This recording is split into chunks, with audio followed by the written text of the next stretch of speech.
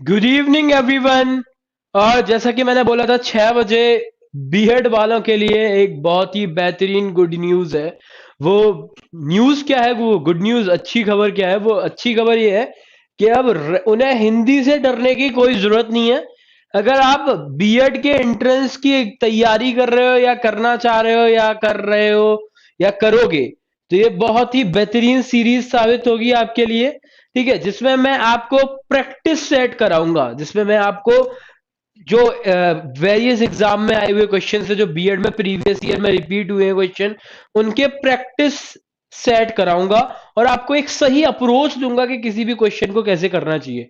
तो मैं अमरदीप यादव हाजिर हूं, घड़ी में बज चुके हैं 6 और एकदम स्वागत करता हूं सारे स्टूडेंट का। जुड़ना शुरू हो जाइए। हाँ, ये इसके बिहाफ पे आपको टेक्निकल टीम से बात करना पड़ेगा। Study with Ram biology. ठीक है, class is running now, so start करते हैं जी। जुड़ना शुरू हो जाएंगे सारे विद्यार्थी जुड़ना शुरू हो जाएंगे फटाफट।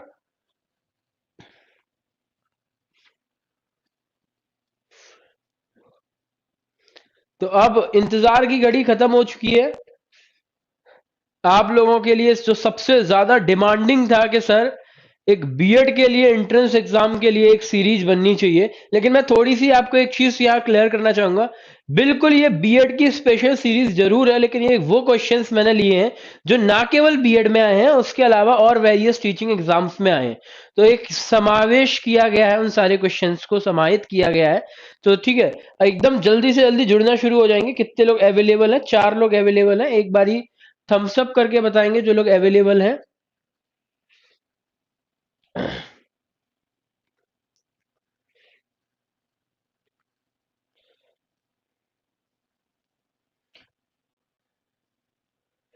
ठीक है, ये सीरीज, इसमें क्वेश्चंस आंसर हम डिस्कस करेंगे विद एक्सप्लेनेशन। ठीक है, चलिए। ठीक है, और यहाँ पर जी बिल्कुल, और सर आप टॉपिक से करें तो ज्यादा अच्छा रहेगा। बिल्कुल, टॉपिक टू टॉपिक ही चलेगा। शादिया जी जुड़ चुकी हैं, कुमार राहुल जुड़ चुके हैं। आपका हार्दिक स्वागत है Kumar Rahul ji, good evening. Okay, अद्भुत ज्ञान, बिल्कुल टॉपिक वाइज ही चलेंगे। सबसे पहले क्वेश्चन आज वर्ण विचार के करेंगे। सबसे पहले आज क्वेश्चंस की जो सीरीज चलेगी वो वर्ण विचार के क्वेश्चंस की सीरीज चलेगी। ठीक है, चलिए, तो बाकी चलिए बिल्कुल शुरू करते हैं मुद्दे की बात क्वेश्चंस के साथ। चलिए, सबसे पहला क्वेश्चंस गुजारिश करूंगा, सिद्ध सिंह हाजिर हो गए हैं। सबसे पहले गुजारिश करूंगा टेक्निकल टीम से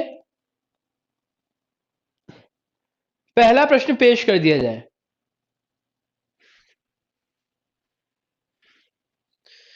पहला प्रश्न पेश कर दिया जाए, ध्यान देंगे। पहला प्रश्न आपकी स्क्रीन पर ये रहा। गुड इवनिंग सिद्ध सिंह। ओके, पहला प्रश्न आपकी स्क्रीन पर ये रहा। पहला प्रश्न आपको दिखाई दे रहा होगा, हिंदी वर्णमाला में ऊष्म व्यंजन कौन से होते हैं? साहब, प्रश्न क्या कह रहा है? आपके सामने है प्रश्न, क्या कह रहा है साहब? हिंदी वर्णमाला में ऊष्म व्यंजन कौन से होते हैं? एक बहुत ही सिंपल सा आसान सा क्वेश्चन है, मैं आपको बता दूं ऊष्म व्यंजन होते क्या है। ऊष्म व्यंजन ये होते हैं जब आप मुख से कुछ बोलते हैं। ठीक है, जब आप मुख से बोलते हैं तो प्राणवायु निकलती है। तो जब इन ऊष्म व्यंजनों को जब आप बोलते हैं तो हल्की सी गर्म प्राणवायु निकलती है, थोड़ी सी गर्म प्राणवायु निकलती है, इसीलिए इनका नाम ऊष्म व्यंजन पड़ गया। ये दरअसल चार होते हैं।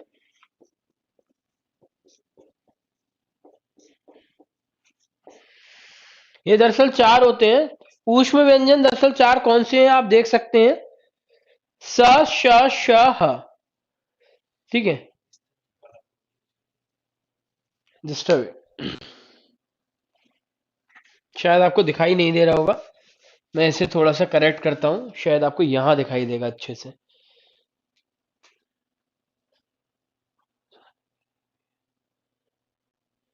देखिए, अगर हिंदी आप किसी भी एग्जाम के लिए पढ़ रहे हैं तो बिल्कुल आपके लिए 100% है। ऊष्म व्यंजन मैं आपको बता रहा हूं क्या क्या है। तो आप बोलेंगे सर स, स, श और ह। ये ऊष्म व्यंजन होते हैं, जब इन्हें बोला जाता है थोड़ी सी गर्म वायु निकलती है।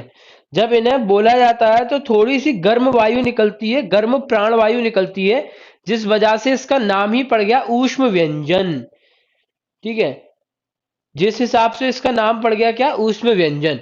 ठीक है, तो यहाँ पे ये सारे चारों के चारों ऊष्म व्यंजन है। इसे दंती शाह बोलते हैं, आप लोग इतना याद रखेंगे, दंती शाह बोलते हैं। इसे बोलते हैं मूर्धन्य शाह। ये होता है तालव्य शाह, और ये होता है आप, हाँ इसे तो जानते ही हैं। ठीक है, तो यहाँ पर सही ऑप्शन हो जाएगा ए वुड बी राइट आंसर। पहले का उत्तर सही होगा ए। पहले का उत्तर सही क्या हो जाएगा विद्यार्थियों, ए। ऊष्म व्यंजन कौन कौन से, स श श हा। गॉट इट और नॉट? आई होप सो सबको क्लियर हो गया होगा। चलिए, बहुत ही उम्दा, बहुत बढ़िया। चलिए दूसरा क्वेश्चन देखते हैं। यारा लावा को कहते हैं, यारा लावा क्या है, इनकी जरा चर्चा कर लेते हैं। यारा लावा, या रा ला और वा। साहब ये आपके होते हैं अंतस्थ व्यंजन। ये क्या होते हैं साहब, तो आप कहेंगे ये होते हैं अंतस्थ व्यंजन। ठीक है, तो आपको यहाँ पे देखिए ध्यान देंगे, अंतस्थ व्यंजन क्यों, क्योंकि जब ये बोलते हैं तो मुख में ही प्राणवायु रह जाती है, इसलिए अंतस्थ व्यंजन इनका नाम है। Got it?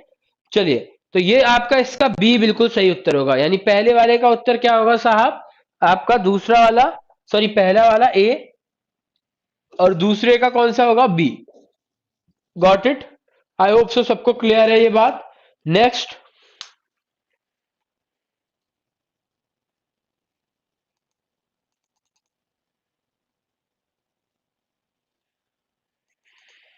Next question technical team से गुजारिश करूंगा, पेश कर दिया, बहुत ही उम्दा। चलिए समझते हैं अगला क्वेश्चन क्या है। निम्नलिखित में से ओष्ठ ध्वनि क्या है। प्रश्न कह रहा है कि निम्न में से ओष्ठ ध्वनि क्या है, कौन सी होती है, क्या होती है ओष्ठ ध्वनि, समझते हैं।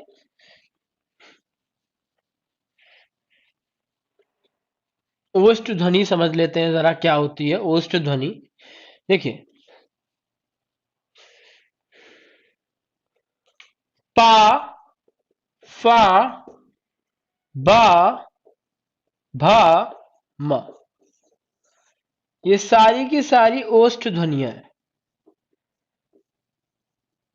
क्योंकि होठ ओष्ठ की सहायता से आप इन्हें बोल पाते हैं।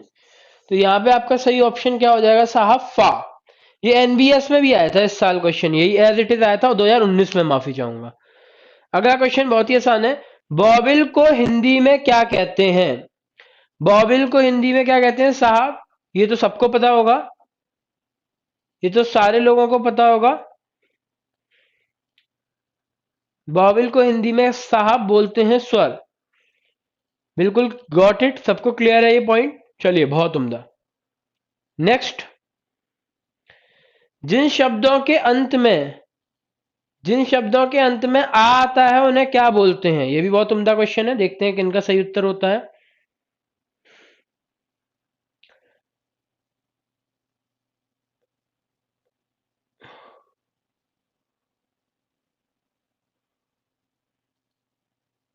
बिल्कुल सही उत्तर है। देखिए, जिनके एंड में क्या आता है, आ, जैसे मैंने बोला राम,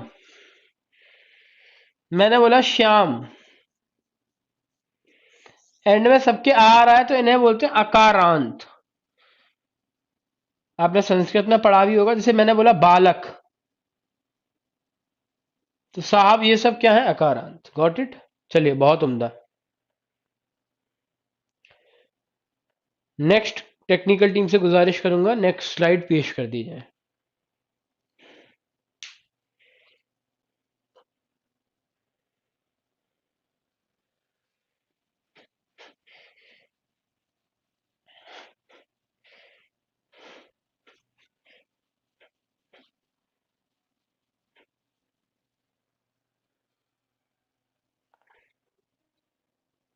मुस्कान प्रजापति, ठीक है। नेक्स्ट देखते हैं, कौन सा स्वर नहीं है। मुस्कान जी बोल रही है डी, अद्भुत जी बोल रहे हैं डी, बहुत बढ़िया, बहुत उम्दा। चलिए, बिल्कुल सही उत्तर है। कौन सा स्वर नहीं है? डी बिल्कुल सही उत्तर है। डी नहीं है स्वर, सबको पता है, इसमें मुझे नहीं लगता किसी को कोई डाउट भी होना चाहिए। चलिए, बहुत ही बेहतरीन, बहुत उम्दा। निम्नलिखित में से कौन सा वर्ण घोष है? ठीक है, मैं क्लियर कर देता हूं। देखिए, एक होगा अघोष और एक होगा घोष। घोष को सघोष भी बोलते हैं। तो सघोष या घोष? सघोष या घोष?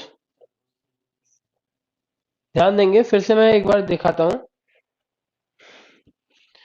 एक है आपका अघोष और साहब एक है आपका सघोष या घोष।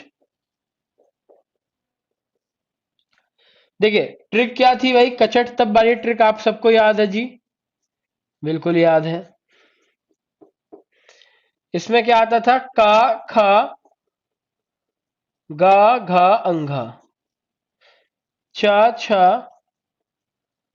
जा, झा, या, टा, ठा, डा, ढा, णा, ता, था, दा, धा, ना, पा, फा, बा, भा। Got it? देखिए, अब यहां पे बहुत ही इंटरेस्टिंग, ध्यान देंगे, बहुत ही इंटरेस्टिंग बात क्या है। जो आपके अघोष होते हैं उनका नंबर होता है 12। मतलब ये पहले वाले सारे अघोष होते हैं, दूसरी वाली लाइन के सारे अघोष होते हैं। और 3 4 5 मतलब तीसरी लाइन, चौथी लाइन, पांचवी क्या होती है? सघोष। ठीक है, तो यहाँ पे पूछा है घोषी तो पूछा है नहीं, सघोषी तो पूछा है। अगर वो तीसरी, चौथी या पांचवी लाइन का, या तो तीसरी या चौथी या पांचवी, तो वो सघोष होगा। तो तीसरी, चौथी, पांचवी लाइन का कौन है भाई? देखिए, तो तीसरी ये देखिए, दा। दा है कि नहीं? सब देख सकते हैं, दा है। तो यहाँ पे दा बिल्कुल सही उत्तर हो जाएगा। अंजलि मदेशिया जी, गुड इवनिंग, आपका हार्दिक स्वागत है। बाकी बिल्कुल आज तो कोई बच्चा बच्चा दिखाई नहीं दे रहा, ये मेरी पहली क्लास है। चलिए, लेकिन थोड़ा सा मोटिवेशन के साथ यहाँ पे अगर आप लोग थोड़ा सा शेयर वगैरह करेंगे, अगर यहाँ पे शेयर करेंगे तो जरूर मानिए मेरा मोटिवेशन भी बढ़ जाएगा और आप लोगों का भी। नेक्स्ट देखते हैं इसके बाद। भाषा की सबसे छोटी इकाई, साहब सबसे छोटी इकाई इन चारों में अगर बात करी जाए तो ऑब्वियसली इसमें दिया शर्मा जी, आपका हार्दिक स्वागत है। तो भाषा की सबसे छोटी इकाई इन सब में, तो आप कहेंगे साहब सबसे छोटी इन चारों में बहुत ही आसान है, वर्ण, जिसे हम अक्षर भी बोलते हैं। अक्षर। ये सारे प्रीवियस ईयर बीएड के क्वेश्चन है विद्यार्थियों, सारे बीएड प्रीवियस ईयर क्वेश्चन करवा रहा हूं। ठीक है। सुल्ताना अंसारी, आपका हार्दिक स्वागत है, गुड इवनिंग। अद्भुत ज्ञान, बहुत उम्दा। चलिए, तो यहाँ पे आपका सही उत्तर डी हो जाएगा, बिल्कुल सही, नाइन्थ का डी बिल्कुल सही उत्तर है। टेक्निकल टीम से गुजारिश करूंगा और प्रश्न पेश कर दिए जाए। अंजलि जी, बिल्कुल सही उत्तर है आपका। दिया जी और सुल्ताना जी, आप भी उत्तर देना शुरू करें।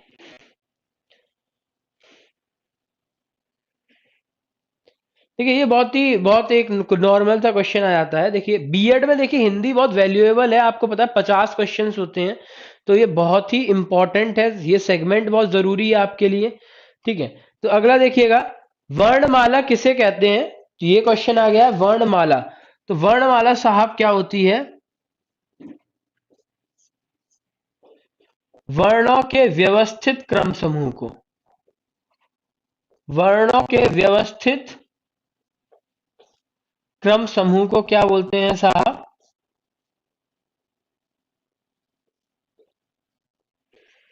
वर्णों के व्यवस्थित क्रम समूह को साहब वर्णमाला कहते हैं। ठीक है, तो व्यवस्थित वर्ण समूह को, यानी फोर्थ बिल्कुल सही उत्तर होगा। कंठ ध्वनियां क्या होती हैं? अगला क्वेश्चन आ गया, कंठ ध्वनियां क्या होती हैं? तो मैं बता देता हूं, का वर्ग की। का वर्ग का सीधा मतलब विद्यार्थियों क्या है? का, ख, ग, घ, अंघ। Got it? नेक्स्ट, उच्चारण स्थान के आधार पर मूर्धन्य व्यंजन बताइए। मूर्धन्य की मैं आपको बता देता हूं, ये जैसे कंठ की होती है, ऐसी मूर्धन्य की ये वाली लाइन है, टा वर्ग। टा, ठा, डा, ढा, ढ़। तो आप खुद गैस करिए कौन सी होगी जी? बीइंग हिमान हिमाचली, बीइंग हिमाचली, डी बोल रहे हैं। दिया जी 10 का ए बोल रही हैं। बिल्कुल 10 का ए नहीं साहब, यहाँ पे डी होगा ना। अंजलि जी ए बोल रही हैं, किसका ए बोल रही हैं? ठीक है, बहुत बढ़िया। 11 का तो ए बिल्कुल सही है। और 12 का सी बोल रहे हैं, अद्भुत ज्ञान, बहुत बढ़िया। अद्भुत ज्ञान, जिस तरीके से आप टिके हुए हैं इसी तरीके से रेगुलर रहना, आपको बहुत परिणाम अच्छे मिलेंगे। मुस्कान जी बोल रही हैं सी। चलिए बहुत उम्दा, चलिए कोई बात नहीं, बहुत बेहतरीन, बहुत ही उम्दा। दिया शर्मा बोल रही है सी। तो आपको समझ आ गया होगा, बहुत उम्दा। और मैं उम्मीद करता हूं आप लोग अच्छे से कर पा रहे हैं सारे क्वेश्चन। टेक्निकल टीम से मैं गुजारिश करूंगा एक बारी,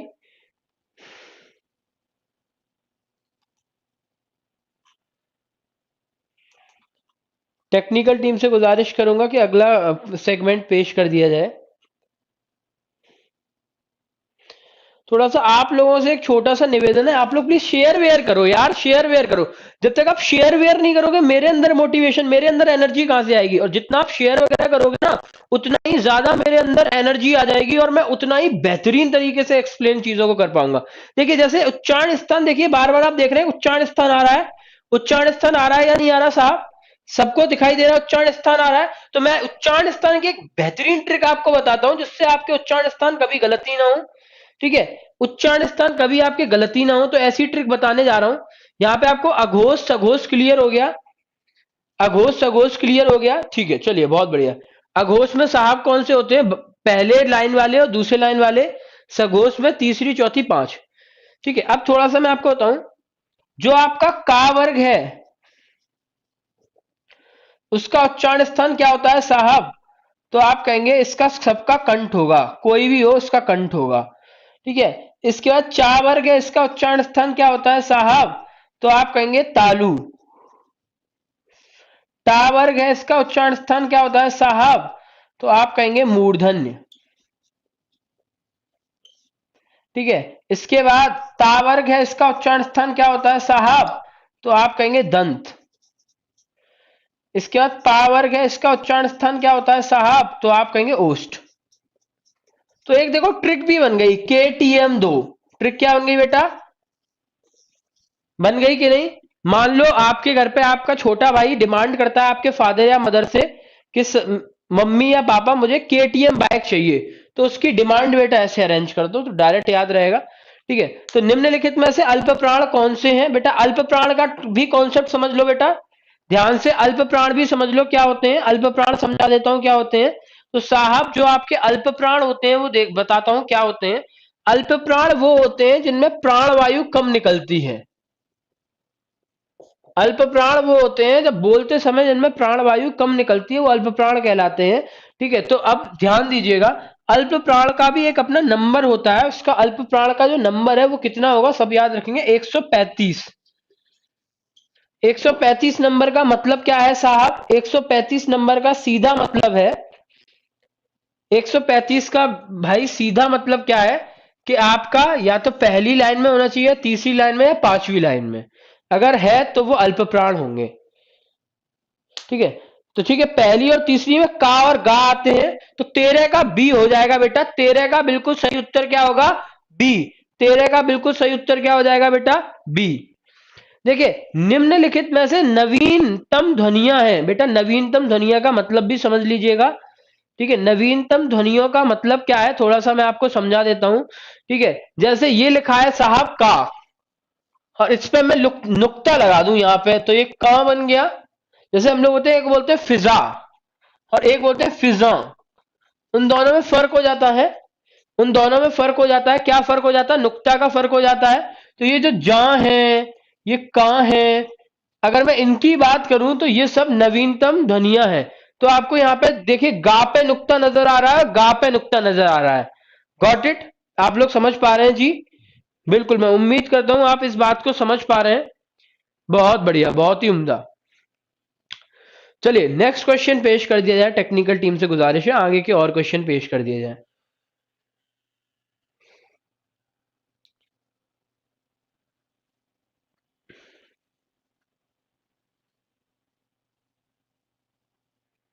कितने लोग यहाँ पे ऐसे हैं जो बीएड में गवर्नमेंट कॉलेज लेना चाह रहे हैं?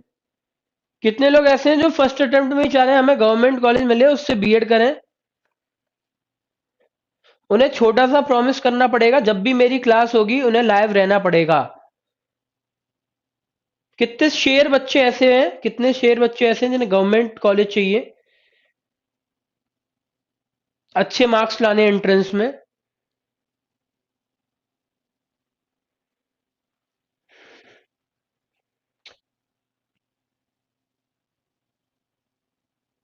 चलिए क्वेश्चंस की बात कर लेते हैं।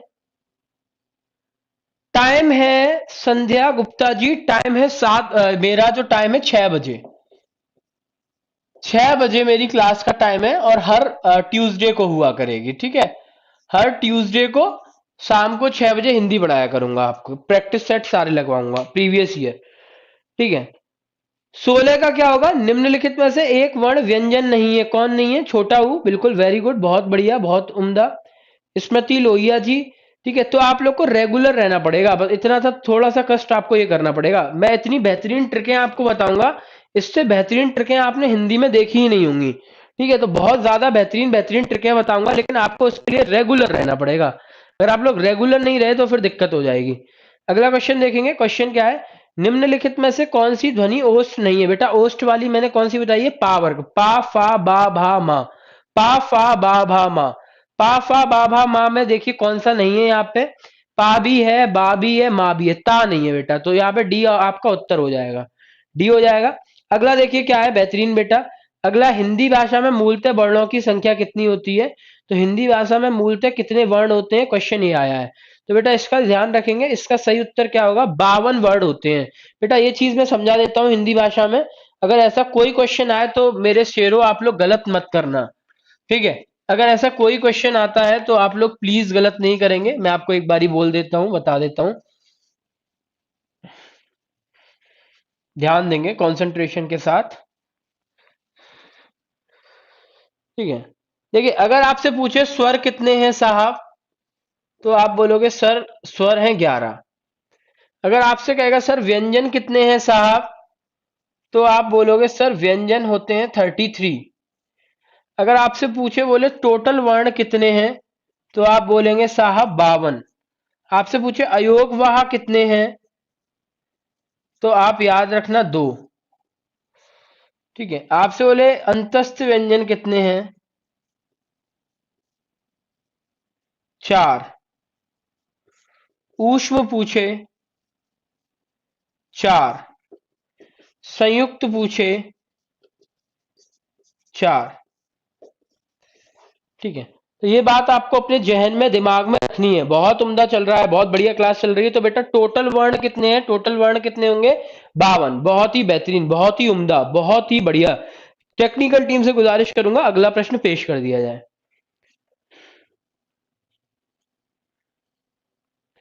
बेटा बीएड वालों को अब सब कुछ हमें, सारी परेशानियां हमें दे दो। बेटा जितने बीएड वाले हैं वो सारी परेशानियां हमें दे दो, हम देखेंगे, हम पूरा अब आपका पूरा हर टेंशन का निदान हम करेंगे, ठीक है। आपको बस रेगुलर रहना है। अगर आप लोग बीएड की एंट्रेंस की तैयारी कर रहे हैं तो बाकी सब परेशानियां हमें दे दो अपनी।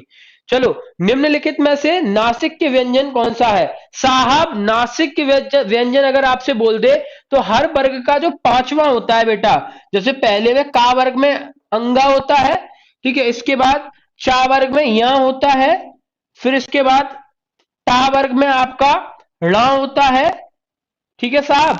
इसके बाद आपका टा वर्ग में ना होता है और फिर मां होता है। ये पांचों के पांचों नासिक के व्यंजन कहलाते हैं। ये पांचों के पांचों नासिक के व्यंजन, क्योंकि नाक की सहायता से बोले जाते हैं तो नासिक के व्यंजन कहलाते हैं। तो ये आपके सामने है, ठीक है। अच्छा उधर शायद आपको दिखाई नहीं दे रहा होगा, एक बारी मैं इधर लिख देता हूं, ठीक है। फिर देखेंगे ध्यान से।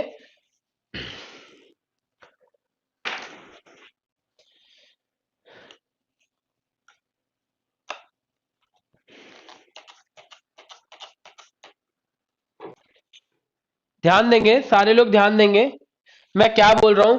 नासिक के व्यंजन क्या होते हैं, मैं ये बस ये समझा रहा हूं आपको, और कुछ नहीं बोल रहा हूं। मैं ये बोल रहा हूं नासिक के व्यंजन तो दरअसल होते हैं, बहुत ही आसान है समझना, कुछ भी इसमें टफ नहीं है। नासिक के व्यंजन जो आपके होते हैं, हर वर्ग के पांचवें, हर वर्ग के पांचवें का सीधा मतलब है साहब ये पहले वर्ग में अंगा पांचवा होता है, फिर या होता है पांचवा, फिर णा होता है, फिर ना होता है, फिर मां। तो ये पांचों के पांच ही तो नासिक के व्यंजन है बेटा, नासिक के व्यंजन है ये। अरे आप नहीं समझे बात मेरी, समझ गए ना? आई होप सो समझ गए होंगे। ये पांचों के पांचों नासिक के व्यंजन है, बिल्कुल सही। नासिक बेटा ये देखिए, ये लोअर पीसीएस में बेटा आया हुआ क्वेश्चन है। बेटा ये अभी इसी साल लोअर पीसीएस में आया है, एमपी पीसीएस प्री में भी आ चुका है, राजस्थान पीसीएस प्री में भी आ चुका है, और बीएड में 3 बार पूछा जा चुका है। बेटा क्वेश्चन आपके सामने है, ए आई वर्ण क्या कहलाते हैं? बेटा ध्यान देंगे, एज इट इज आया था बेटा ये क्वेश्चन। आप लोगों को यकीन ना हो तो आप 1 अक्टूबर 2019 का पेपर उठा सकते हैं, लोअर पीसीएस उत्तर प्रदेश का। ठीक है, प्रश्न क्या आया, ए आई का उच्चारण स्थान क्या है? बेटा इसके लिए कॉन्सेप्ट समझना बहुत जरूरी है। ए आई का उच्चारण स्थान क्या है, यानी ए आई वर्ण कहलाते हैं, क्या कहलाते हैं? देखिए, ए जो होता है इसे आप लिख सकते हो आ प्लस ई, आई को भी क्या लिख सकते हो, आ प्लस बड़ी ई। ये आपको अगर पता है तो ही आप कर पाएंगे। ये संयुक्त स्वर है बेटा, ये दोनों के दोनों क्या है, संयुक्त स्वर। दोनों के दोनों क्या है साहब, संयुक्त स्वर। तो आ प्लस ई का सीधा मतलब है, आ का उच्चारण स्थान होता है कंठ, ई का उच्चारण स्थान होता है तालु। सेम यहीं पे आ का कंठ, ई का तालु। तो इन दोनों को हम एक नया नाम दे देते हैं, जिसे हम बोलते हैं कंठ तालव्य। क्या बोलते हैं साहब, कंठ तालव्य। तो ये आपका उत्तर क्या हो जाएगा साहब, डी। डी बिल्कुल सही उत्तर है, बहुत उम्दा सुनीता जी, बहुत बेहतरीन, बहुत उम्दा सुनीता जी, बहुत बढ़िया। पंचम अक्षर, अरे बहुत बेहतरीन, बहुत ही उम्दा। मुस्कान सर समझ नहीं आ रहा, क्या समझ नहीं आ रहा? मुस्कान प्रजापति जी जल्दी मुझे तुरंत चैट बॉक्स में बताएंगे क्या समझ नहीं आया। फटाफट बताऊंगा मैं उन्हें क्या समझ नहीं आया, जल्दी से बता दूंगा मैं, फटाफट। मुस्कान जी जल्दी से अपनी समस्या मुझे मेरे समक्ष रखेंगे, अपनी समस्या फटाफट। चलिए बहुत उम्दा। ठीक है, निम्नलिखित में से किसे हिंदी का मानक वर्णमाला इसमें स्थान नहीं दिया गया? आप ये तो बेटा आप खुद बता सकते हो, इनमें से किसे स्थान नहीं मिला मानक वर्णमाला में, किसे स्थान नहीं मिला हिंदी की मानक वर्णमाला में? तो ये तीनों के तीनों आप हिंदी में लिखते हो क्या, ला का यूज करते हो, पहले वाले ला का, इसका क्या हिंदी में यूज करते हो? नहीं करते बेटा।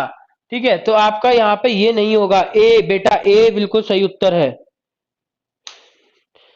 नहीं साहब, प्रेम सागर उत्क्षिप्त व्यंजन है, गलत, आप यहाँ पे समझ नहीं पाए, कोई बात नहीं। 20 को 20 को अंजलि मदेशिया बोल रहे हैं, 20 को फिर बता दो। चलिए ध्यान देंगे 20वां क्या है, थोड़ा सा मैं फिर एक्सप्लेन कर देता हूं। बिल्कुल परेशान होने की यहां जरूरत नहीं है, 20 में फिर से बता रहा हूं, बिल्कुल परेशान होने की बिल्कुल जरूरत नहीं है आप लोगों को। ठीक है, मैं एक बारी फिर से बता रहा हूं, चलिए एक बारी फिर से बताता हूं। मैंने बोला जो ए है ना बेटा, वो दरअसल ए है ही नहीं। ए का मतलब होता है आ प्लस ई, आ प्लस ई, इसीलिए इसे हम बोलते हैं संयुक्त स्वर। आई जो है वो क्या होता है, आ प्लस बड़ी। बेटा ये होता है संयुक्त स्वर, अगर आपको ये नहीं पता इसका मतलब कॉन्सेप्ट कहीं ना कहीं वीक हो रहा है, इसीलिए बहुत जरूरी है।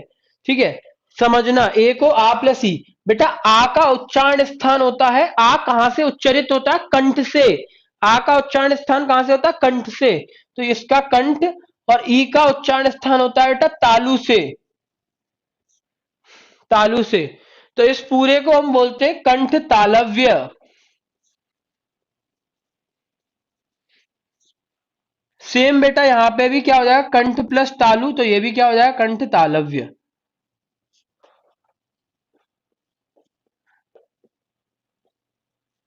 ठीक है, गॉट इट। चलिए अब मैं आई होप सो कि आप समझ गए होंगे। नेक्स्ट,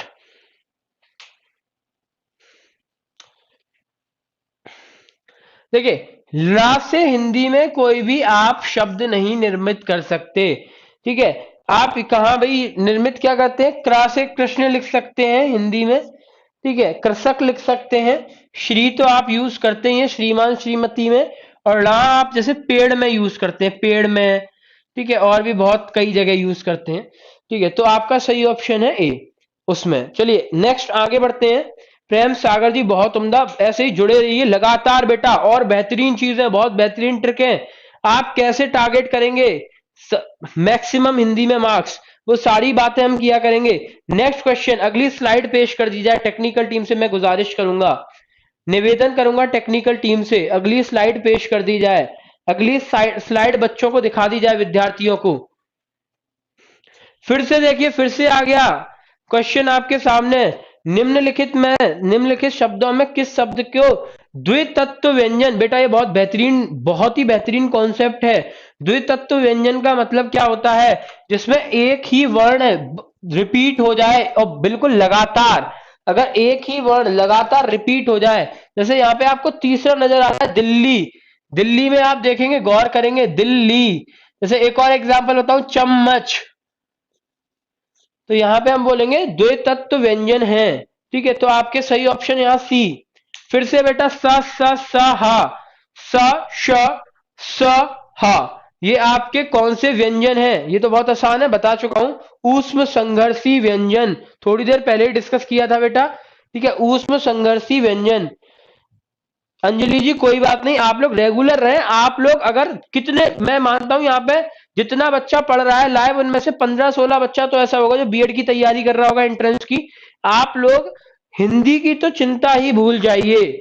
ठीक है, अगर आप लोगों ने रेगुलर मेरी क्लास ले ली तो हिंदी की आप लोग चिंता भूल जाएंगे, करना बंद कर देंगे। बेटा आप अगला देखिए, क्वेश्चन 24वां, छा ध्वनि किस स्वर के अंतर्गत आती है? ये देखिए बेटा, छा ध्वनि थोड़ा समझा देता हूं। ये जो ध्वनि होती है छा की, वो दरअसल बेटा होती है का प्लस सा प्लस आ। इसका सीधा मतलब ये है कि ये आपको शायद उधर दिखाई नहीं दे रहा होगा, मैं इधर देख देता हूं।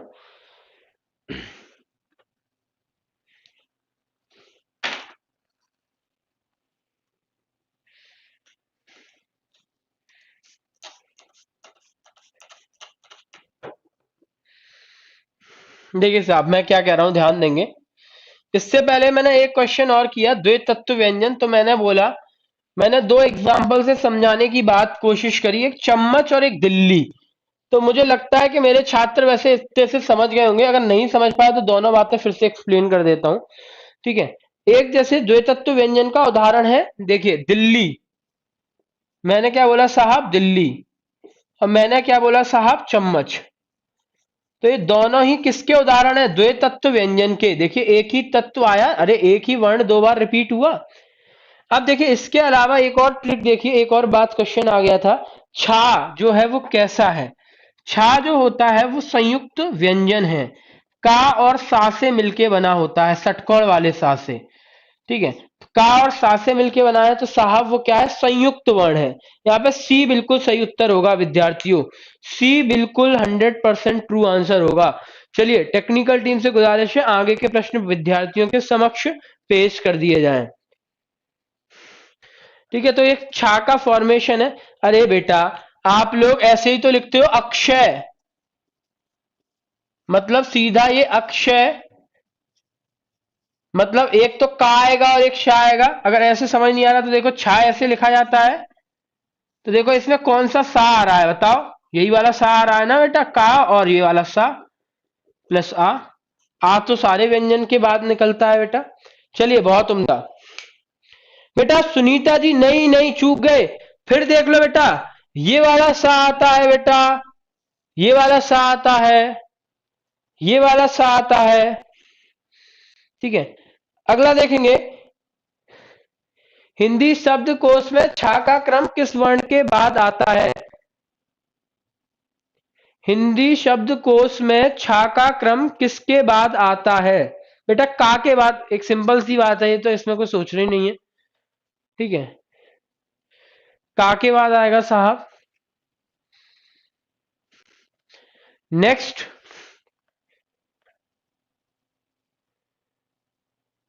बेटा ये बहुत ज्यादा इंपॉर्टेंट अगला क्वेश्चन है।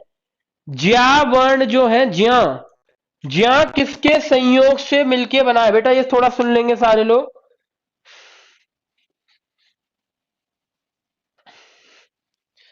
ध्यान देंगे, ये वाला देखेंगे, ये बहुत ही बेहतरीन क्वेश्चन है बेटा, ध्यान देंगे, यहां पे कोई परेशान नहीं करेगा ना होगा। ये देखिए, ये जो आपका ये जो ज्ञा आप बोलते हो, पहली बात तो ये ज्ञा होता नहीं है, गा प्लस या। ये आप आज से दिमाग से निकाल देना। ये आज तक हम लोग गलत बोलते हैं। अच्छा जी, फिर सही क्या होता है? ये होता है ज्या। क्या होता है? ज्या। तो ज्या का मतलब है, ये एक तो जा से बना होता है और एक या से बना होता है। तो बेटा ये आपका सही उत्तर होगा। क्लियर है बेटा? अगला, निम्न में से अघोष वर्ण कौन सा है? बेटा मैंने अघोष बता दिए, पहली लाइन वाले और दूसरी लाइन वाले। देखो पहली दूसरी लाइन का यहाँ कौन है? पहली लाइन और दूसरी लाइन बेटा। ठीक है, पहली लाइन। अच्छा अच्छा, इनमें से तो देखिए, पहली और दूसरी लाइन का अगर मैं बताऊं तो कोई यहाँ पे नजर नहीं आ रहा। तो अघोष कैसे पता करेंगे? तो याद रखेंगे बेटा, अघोष को आप ऐसे देख सकते हैं, अगर कंपन ज्यादा होगा, अगर मूवमेंट कंपन ज्यादा होगा तो वो अघोष होगा, ऐसे याद रखेंगे। तो यहां पे सही उत्तर हो जाएगा बेटा सा, दंती सा। नेक्स्ट, टेक्निकल टीम से गुजारिश करूंगा अगला प्रश्न पेश कर दिया जाए। बहुत ही उम्दा।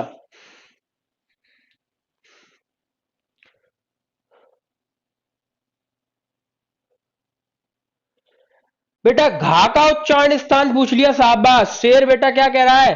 घा का उच्चारण स्थान। बेटा घा किस में आता है? का, खा, गा, फिर घा आता है। और मैंने आपको देखिए ये ट्रिक बताई है। ट्रिक क्या बताई है? का वर्ग के सारे उच्चारण स्थान क्या है साहब? कंठ है। ठीक है। चा वर्ग के सारे उच्चारण स्थान क्या है? तो आप कहेंगे तालु है। इसके बाद टा वर्ग के सारे क्रम बाई क्रम बेटा ट्रिक है पूरी, तो मूर्धन्य है।